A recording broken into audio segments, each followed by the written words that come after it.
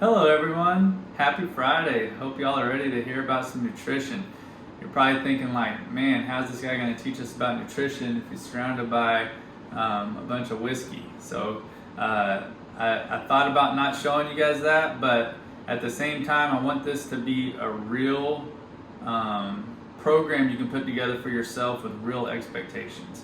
And so I'm going to show you what I eat, kind of how I live, why I still drink whiskey, and things like that, so that you understand that even though I'm working 40 hours a week and I've got two small kids and a wife and things like that, that I'm not a full-time Instagram guy. I'm not doing this as a living. I'm got a normal life outside of this and still trying to put together as healthy of a lifestyle as I can, and hopefully I can help you do the same. So with that out of the way, I do think drinking 7 or less glasses of alcohol a week is not extremely detrimental to you. There's not too many physical benefits from alcohol. I think there is a social, psychological benefit to it of being able to sit down and have a nice drink with a good friend or family member and just have a good chat. But that aside, let's get on to some more important topics like what we're eating on a daily basis. So for the most part, I say I'm not going to not eat anything. I'm just going to eat some things more and some things less.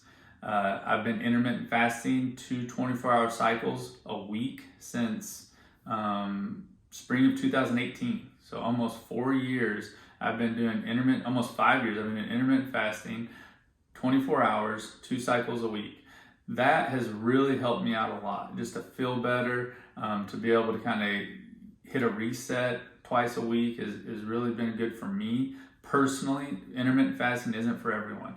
If you struggle with weight gain or if you are overweight, I think intermittent fasting is a great thing. But if you're normal weight or below weight, intermittent fasting is probably not great because it's going to hit you on your protein intake, and we want to make sure we keep protein intake high because muscle wasting, especially after 65 years old, is very common. It leads to falls, which is the number one cause of injury-related death after the age of 65.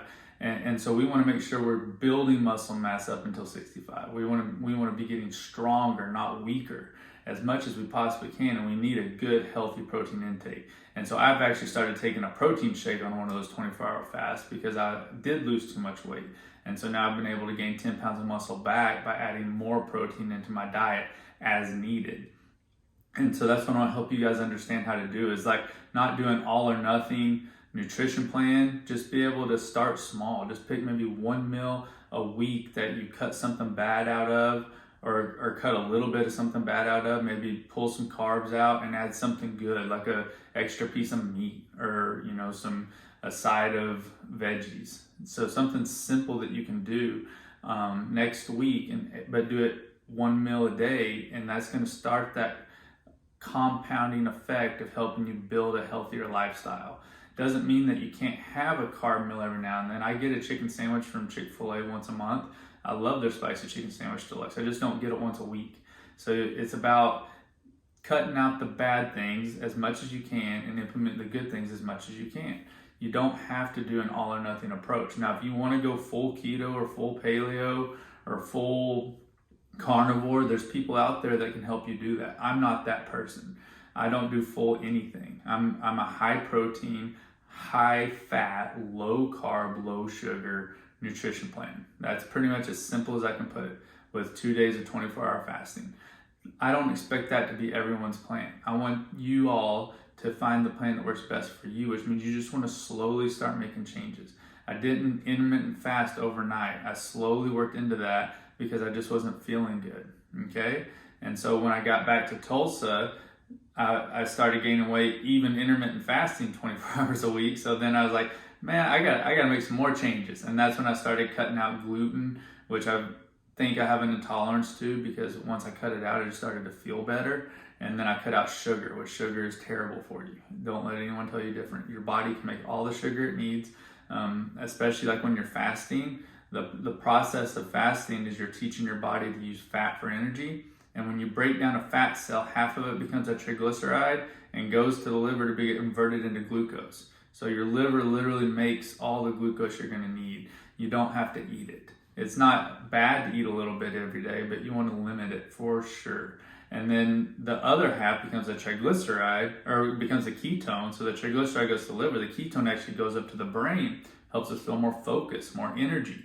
And so that's good. I love that aspect of fasting, just the way it makes me feel, but it's not for everyone on a weekly basis. Now, there's something called autophagy we'll talk about later, which is your body's ability to kind of eat itself, but it eats all the bad stuff first, which helps the good stuff kind of regenerate.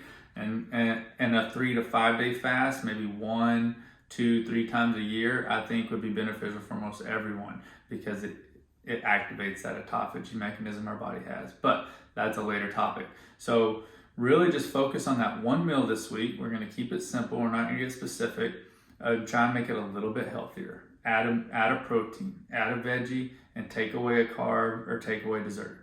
Keep it that simple, and I think you're going to start to see results that we can compound on moving forward. So I'll attach a video to this showing like some of my common breakfasts and lunches that I eat, and that way you can get an idea of how I've structured my days of eating.